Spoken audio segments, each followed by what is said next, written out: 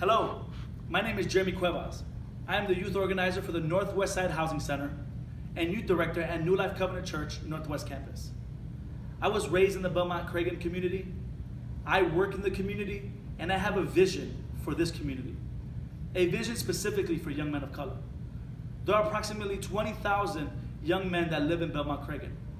Belmont-Cragen is one of the fastest growing Latino communities in the city, but it is also one of the most underserved communities in the city of Chicago. Dream with me for a moment. Imagine a community where young men of color can come together despite of their issues, despite of their childhood trauma, and come together as brothers to be pillars in this community.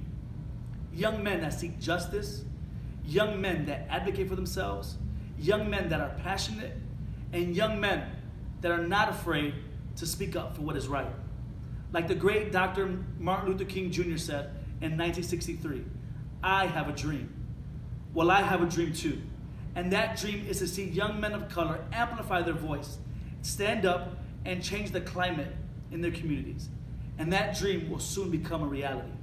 There are young men in our community that are broken, seeking a mentor, seeking guidance, or just looking for someone to talk to. There are young men in this community that have seeds of greatness inside of them that are looking to be planted.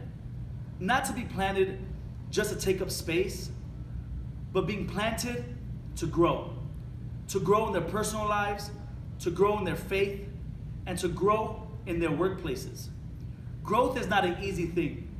There will be growing pains, and it will be tough. But to see young men succeed at whatever they put their mind to is worth it all. But the journey does not end when we reach our maximum capacity. After we heal, grow, and thrive, it is now our responsibility as young men of color to extend our hands to the next generation of young men, to help them heal, grow, and thrive as well. In Proverbs chapter 29, verse 18, it says, where there is no vision, the people perish. If there is no vision for our young men in our community, not only will we have failed, but we have failed our next generation. My vision is simple. It's time to get to work. There are young men that are crying out for help, and we are that help. Thank you.